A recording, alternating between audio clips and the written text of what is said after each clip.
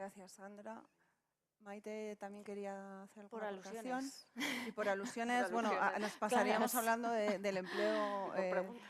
Y me gustaría plantearos otras dos preguntas después y agradecería respuestas rápidas. Sí, yo voy a ser muy breve, porque además ya lo había comentado anteriormente, que nosotros uno de los puntos sobre los que queremos llegar a consenso es precisamente sobre un diseño curricular que fomente la empleabilidad, que es exactamente lo que he dicho.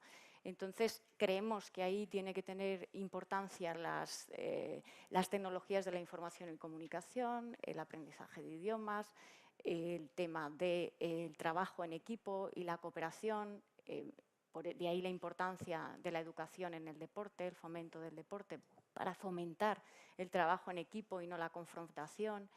Elementos como, por ejemplo, la educación artística y cultural, creemos que son muy necesarios para fomentar la creatividad, que es indispensable para la empleabilidad en un mercado que, al final, todo el mundo tiene que salir al mercado e incorporarse y, más o menos, pues, tiene que vivir, ¿no? Y eso es una realidad. No podemos negarlo.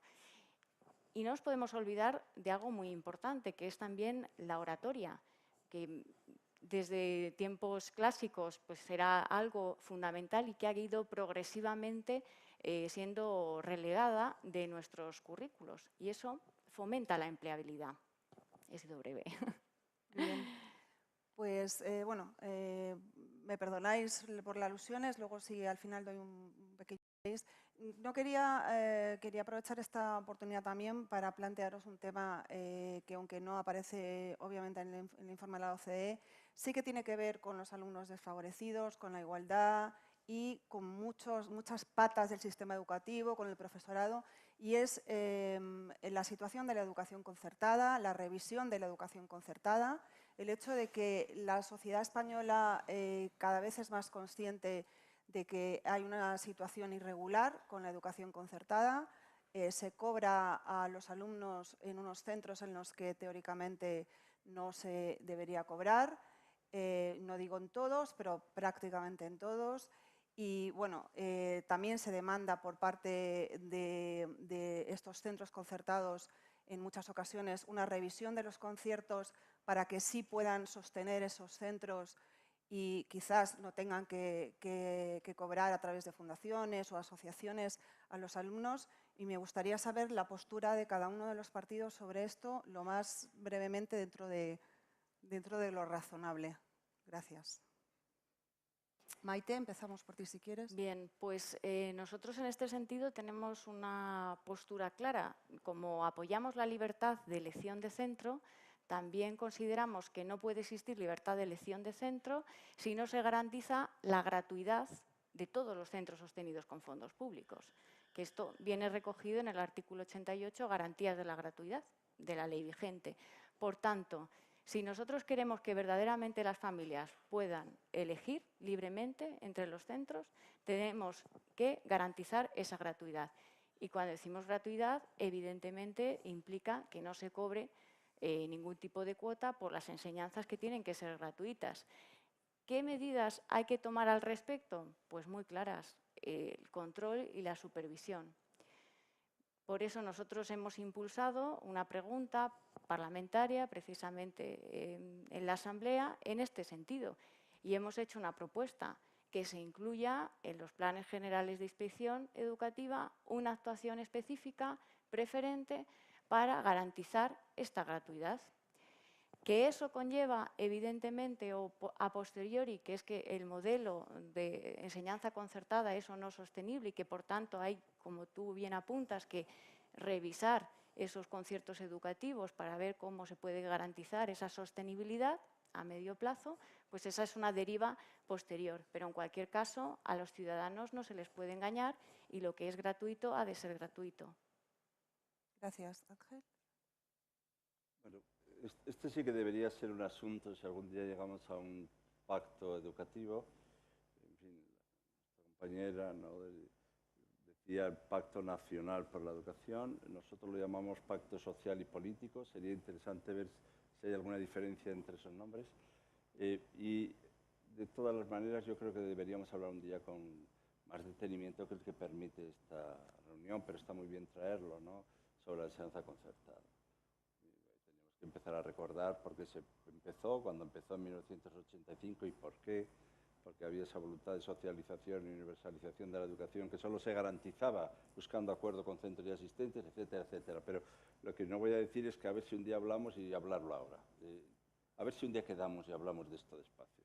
Lo que sí puedo decir es que nosotros, más que por una puesta en cuestión del modelo, que no ponemos en cuestión el modelo, también recuerdo que fue el Partido Socialista el que empezó con este modelo, lo que yo sí creo que hay que corregir desequilibrios, porque hay desequilibrios. Con el tiempo se han producido desequilibrios y además se ha producido la emergencia de un tipo de enseñanza concertada entendida como negocio empresarial, y a mí no me gusta que los caudales públicos pues vayan para formación y crecimiento de estas entidades. Y yo distingo, por tanto, aquellas entidades que son verdaderamente educacionales, que tienen vocación de educar, que tienen una historia por la educación y un amor por la educación y que están trabajando en centros concertados, de la aparición de otras instituciones que ponen pues, restaurantes, colegios, zapaterías y todo como en la misma lista. Y bueno, yo ahí diría que esto es como el colesterol. Hay bueno y malo. Y en esto de la concertada también sería interesante distinguir entre una y otra. Pero yendo en la línea de la pregunta que se ha dicho, yo creo que siendo honestos, y por qué no vamos a serlo, al menos ahora, la gratuidad, que es un elemento fundamental, yo creo que hay que hacer un mensaje a los ciudadanos, y está muy bien que se haga desde la Asamblea, que la enseñanza concertada, tienen ustedes derecho a que sea gratuita. Este era el sentido de los conciertos. Debe ir acompañada también de una revisión del módulo de los conciertos. Seamos honestos, seamos honestos. Porque si no estamos haciendo una especie de la coartada satánica, que es, mira, yo no reviso el módulo de los conciertos y usted me deja que yo cobre, no directamente por la enseñanza, sino por otras hierbas, ¿no? Y no directamente a través del centro, sino de una fundación, y no por obligación, sino que quiera, y además con acuerdo de las AMPAs, y bueno, vamos a hablar con honestidad, con transparencia. Tiene que ser gratuita y tenemos que revisar el módulo del concierto. Esta es mi opinión. Y también digo, las condiciones para que haya un concierto no son solo estas condiciones de necesidad, sino también deben ser, a mi gusto, una enseñanza que en un país como el nuestro ha de ser inclusiva y de la diversidad. Y por tanto debe ser educar en la convivencia. Debate muy interesante, si separar alumnos chicos y chicas es segregar o no. Debate muy interesante, porque la UNESCO dice que no. Esto lo he estudiado un poquito. Y por tanto, sin embargo, yo soy partidario de no separar chicos y chicas, ya lo digo desde ahora. Y es más, soy partidario de que los conciertos vayan en la dirección de que eso se una. Pero solo digo para que empleemos la palabra segregar con algún cuidado. Segregar sería separar chicos y chicas y dar clases solo a las chicas y a los chicos ponerlos a jugar a fútbol. O al revés, a unas a hacer calceta y a los otros a estudiar. Segregar sería separar por condiciones económicas. Segregar sería separar por razas. No es segregación la palabra. Pero, repito, estoy en contra de la separación y estoy a favor de una enseñanza inclusiva, porque convivir en la diferencia te educa para un mundo de pluralidad y diversidad en el que creo, y creo en la inclusión y en la diversidad, solo que para polemizar. Digo que sería interesante que un día pensáramos qué quiere decir segregar. Gratuidad, sí. Módulo del concierto revisado, también. Y distingo los grandes centros de educación, y agradezco a los grandes centros de educación que también hay en la concertada, pero no me gustan los que se han entrado en la educación para hacer negocio y no tienen ninguna mentalidad educativa y están utilizando recursos públicos, a veces inadecuadamente, para otros intereses diferentes de una educación de calidad. Gracias, Ángel. Ya tenemos tema para otros dos debates. Bueno, pues, Bueno, Sandra, Sandra, como queráis. Ella va primero. Pues Sandra, quedamos emplazados para esos dos debates. Quedáis emplazados, interesante. no sé muy bien quién los va a Vamos organizar, pero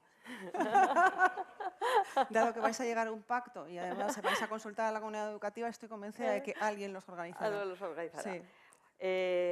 Vamos a ver, yo creo que la enseñanza concertada ha jugado y sigue jugando un papel fundamental dentro de lo que conocemos como libertad de enseñanza y en lo que algunos creemos profundamente, en el desarrollo del artículo 27 de la Constitución española.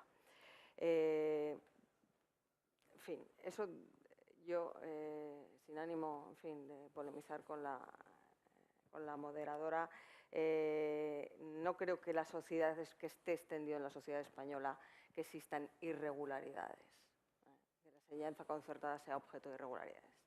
Sí creo que existe Me refería al cobro, exclusivamente. Sí, creo que existe una realidad y en eso estoy de acuerdo con el profesor Gabilondo y van una serie de, en fin, de consensos con él muy preocupantes en que, evidentemente, si queremos hacer un debate serio y riguroso en relación a la enseñanza concertada, lo primero que tendremos que valorar es cuál es el coste de la enseñanza concertada, real, de la enseñanza concertada, y la revisión del módulo del concierto, sin lugar a dudas, y dejarnos de historias. Ahora, ¿qué me preocupa? Me preocupa que detrás de ese discurso, en fin, de supuestas irregularidades, de que la enseñanza concertada tiene que ser inclusiva, efectivamente tiene que ser inclusiva, pero basta ver esta ciudad, basta ver la Comunidad de Madrid para observar que algunos de los centros que practican políticas inclusivas con niños con necesidades educativas especiales son concertados y pertenecen a órdenes religiosas.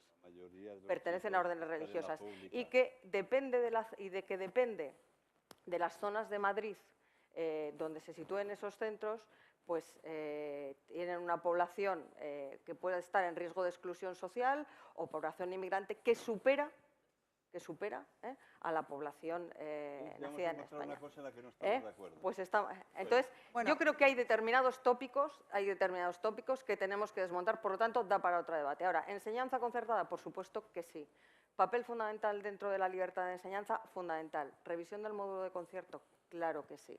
Pero en contra absolutamente de los estereotipos y de los discursos que en cierto modo esconden otro tipo de intenciones que van más allá incluso de la superación del artículo 27 de la Constitución. Y esa es una cuestión, en fin, que mi partido y que yo personalmente vamos a defender y que de verdad sí que tiende, en caso de un pacto, será una de las cuestiones que esté encima de la mesa. Gracias, Sandra. Hay material para otro debate. Sandra Mínguez. Gracias, Susana. Bien, por supuesto que hay que hacer una revisión de los conciertos y creo que esta revisión la tienen que hacer, como siempre vamos en Podemos, ¿no? Pues desde la comunidad educativa de la concertada, la comunidad educativa pública, los partidos políticos y entre todos ver cuál es la situación y cómo se puede mejorar. Profesor Gabilondo, me encantaría tener otro debate sobre la segregación por sexos. Para mí, un colegio que le impide a un alumno o alumna entrar por la condición de su sexo sí que segrega y discrimina. Por lo tanto, nosotros en Podemos... La separación. Sí, y separación... La UNESCO, que no está mal. Sí, separación incluso. Para mí sí que es una institución que discrimina. Por lo tanto, en Podemos sí que abogamos por no que estos centros que sí que discriminan y segregan por sexos no reciban ni un dinero de las arcas públicas. Nosotros sí que apostamos por ese tipo de educación. Bien, la concertada, estoy de acuerdo con Maite y con Gabilondo, ha de ser gratuita, por supuesto. En este momento la realidad es que no lo es, se les cobra a las familias y está recogido de que ha de ser gratuita. Por tanto, eso hay que cambiarlo. Tenemos ahora mismo mucho más alumnado de las infraestructuras públicas que tenemos. Necesitamos a la concertada y está bien que conjuguemos esos sistemas, pero, eso sí, como decía, haciendo una reforma que estén escuchadas todas las partes. Bien, no nos olvidemos de los derechos laborales de los profesores y profesoras de la concertada.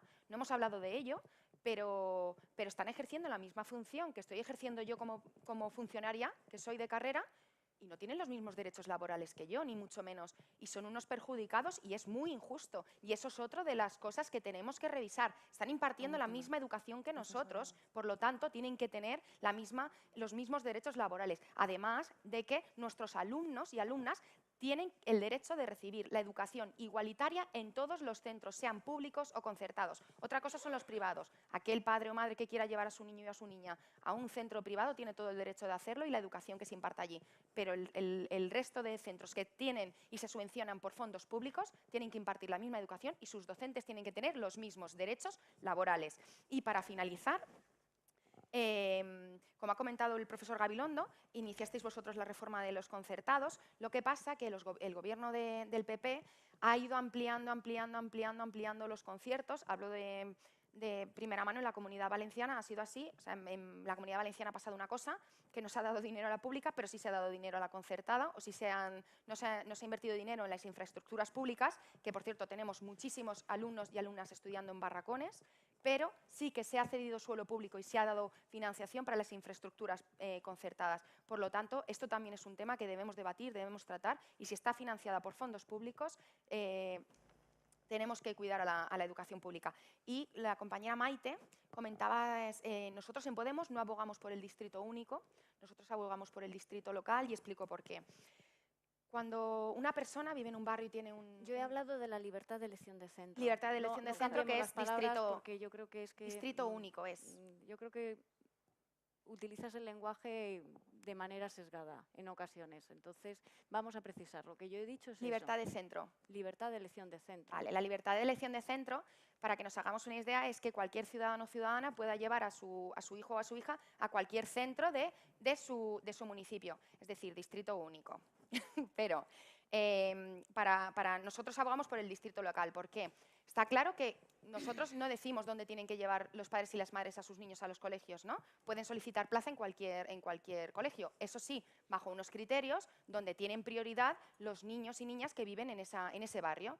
Si hay plazas disponibles, perfecto, que las ocupen los niños de otros barrios. Si no hay plazas disponibles, tendrán que desplazarse a sus barrios. Así lo que se crea es mucha más equidad en el sistema educativo de todo un municipio y la implantación de que todos los centros sean iguales.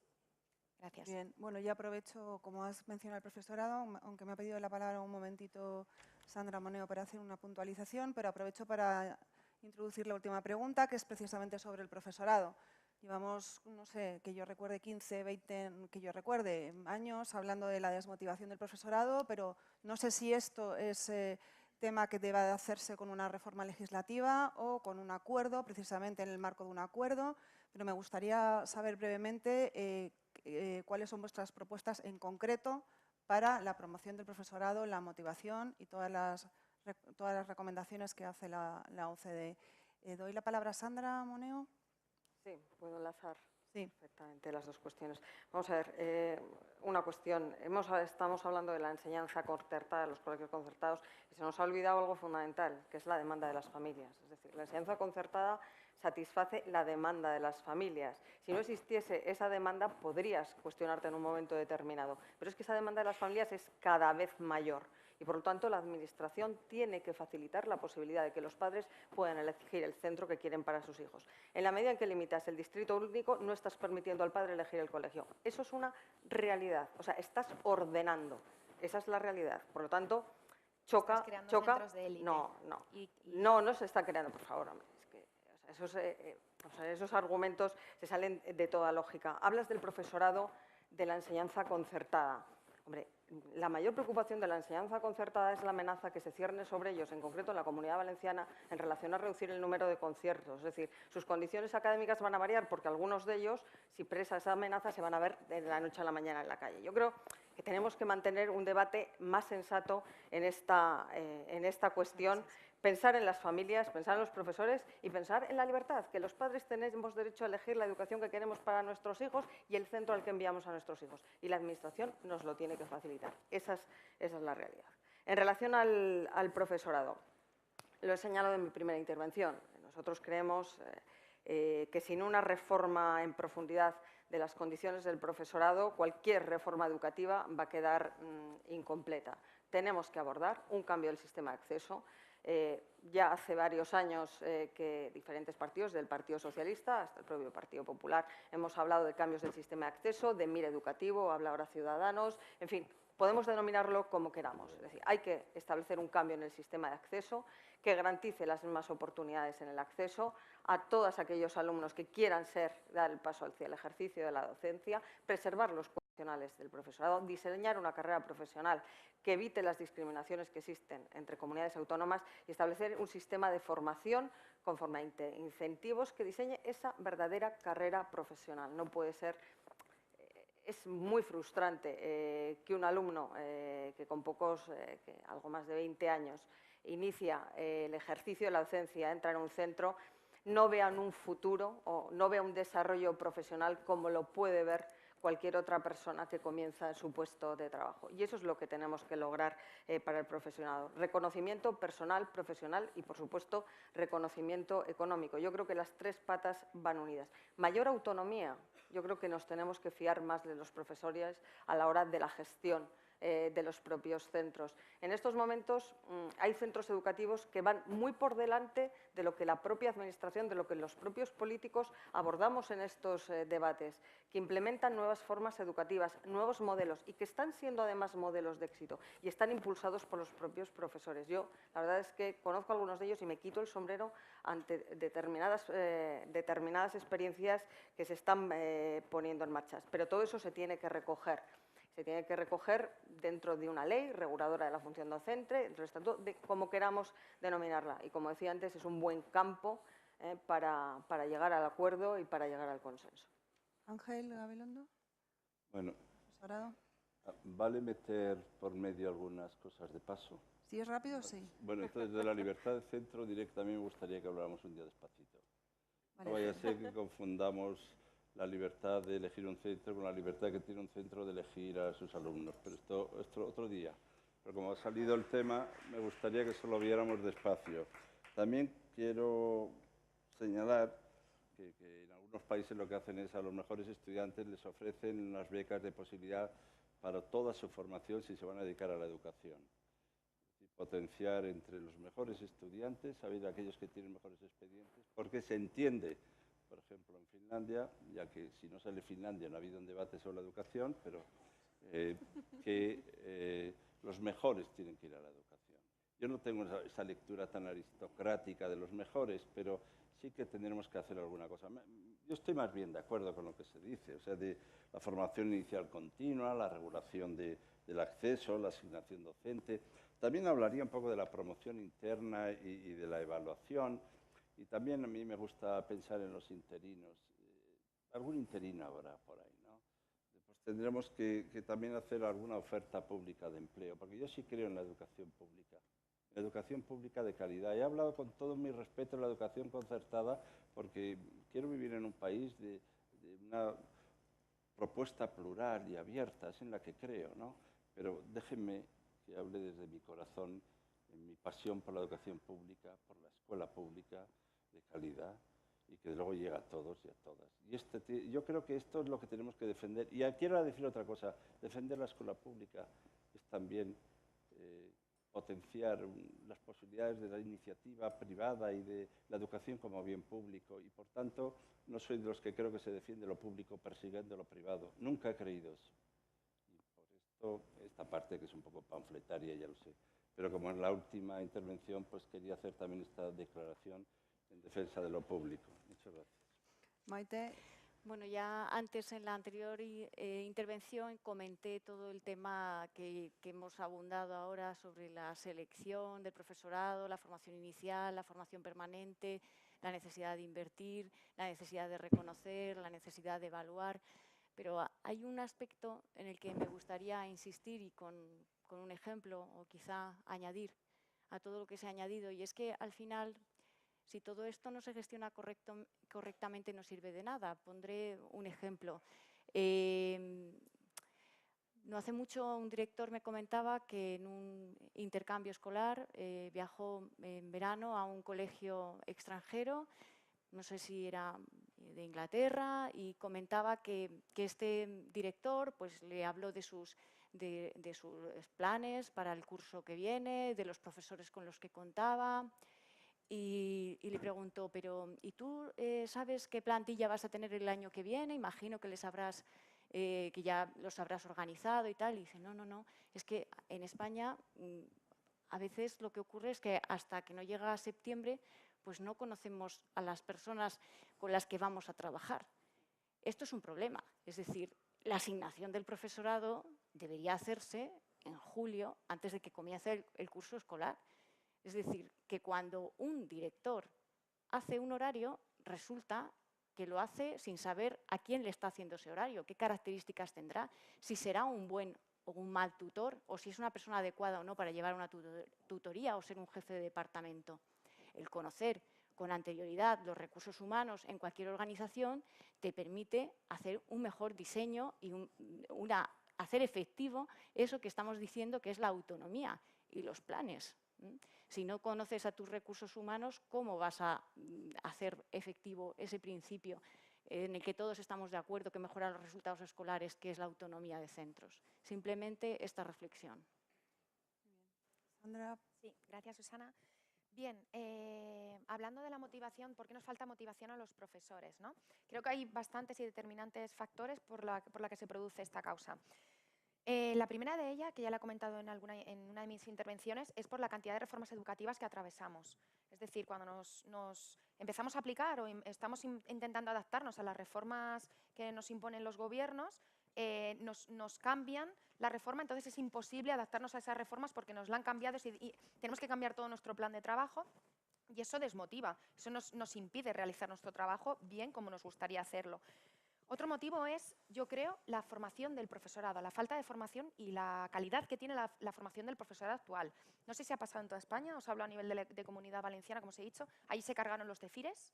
Los CEFIRES eran los centros de formación de profesorado que teníamos y se cargaron los CEFIRES, los desmantelaron y nos quedamos sin formación de profesorado. Eso sí, una formación que ellos elegían con unos cursos, con unos puntos, bueno, con una historia súper rara que no entendíamos porque se impartían formaciones y cursos muy atractivos y muy interesantes para poder elaborar nuestra labor de docencia mucho mejor. Otra cuestión, creo que a los profesores nos falta formación en TICs. Nos falta formación en TICs en el siguiente aspecto. No solo enfocada al manejo de programas o navegación, ¿vale? Sino a una labor pedagógica de las TICs. Es decir, muchos de los profesores tienen mucha competencia digital, pero no tienen claro cómo sacarle esa competencia digital, cómo sacarle partido, ¿vale? Desde un punto de vista didáctico. Si conseguimos que nuestros profesores combinen las TICs, las nuevas tecnologías, con la creatividad, con el espíritu crítico y con el trabajo en equipo, creo que son elementos indispensables para que el profesorado se motive nuevamente y que la educación vaya mucho mejor. Perdón. La interinidad, que la ha comentado el profesor Gabilondo, nos la hemos saltado un poco de paso en este debate porque no estábamos centrados hablando de ella, ¿no? Pero, ¿qué pasa con nuestras plantillas del profesorado? Que tienen un gran porcentaje de interinos. Por lo tanto, no son plantillas estables y no pueden llevar a cabo proyectos educativos en sus centros a medio y largo plazo. Al haber mucho trasvase y transcurso y paso de personal por el centro, es imposible llevarlas. Por lo tanto, esto desmotiva porque puedes implantar políticas educativas, ¿no? Y proyectos educativos y nuevas pedagogías en tu centro, pero sabes que probablemente el año que viene va a cambiar mucha parte de la plantilla y vas a tener que empezar un poco de cero, no va a continuar esa pedagogía y esa implantación del proyecto. Bien. Necesitamos, y algo que nos gusta mucho a los profesores, es el intercambio de materiales y de experiencias. Necesitamos creaciones de canales formales donde podamos compartir esos recursos, donde aprendamos los unos de los otros, de nuestros errores y de nuestros aciertos para poder implantar una educación y para poder dar una educación mejor.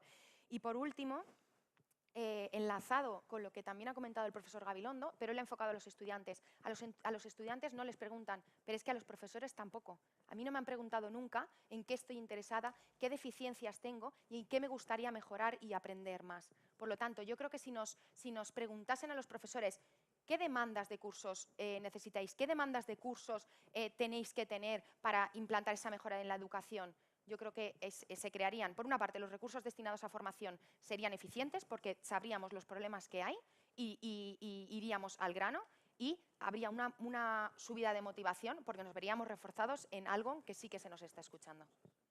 Muchas gracias, Sandra. Bueno, y con esto concluimos. Así como conclusión, me piden alguna palabra por ahí, pero no vamos a abrir palabras, lo siento. Quizá para los próximos debates, que parece ser que pueden organizarse claramente. Como conclusión, un poco pues quedarnos en que, bueno, voluntad de llegar a un pacto nacional social, ¿no? O algo así. Nacional social suena mal. Nacional socialismo. Nacional social. Educativo. Bueno. Social educativo. Educativo, Con educativo nos vale. veremos a ver cómo Social. lo quieren denominar, pero esperemos que no ocurra como cuando lo intentó hace décadas la Fundación Encuentro, cuando se volvió a intentar hace unos cuantos años, ¿no? Que al final en la letra pequeña no se llega al acuerdo, ¿no? Esperemos que esta vez sí sea posible. Muchas gracias a todos en nombre de la Fundación Santillana y de la Fundación Telefónica por acudir a este encuentro. Gracias. Gracias. Gracias a ti. Muchas gracias. a ti.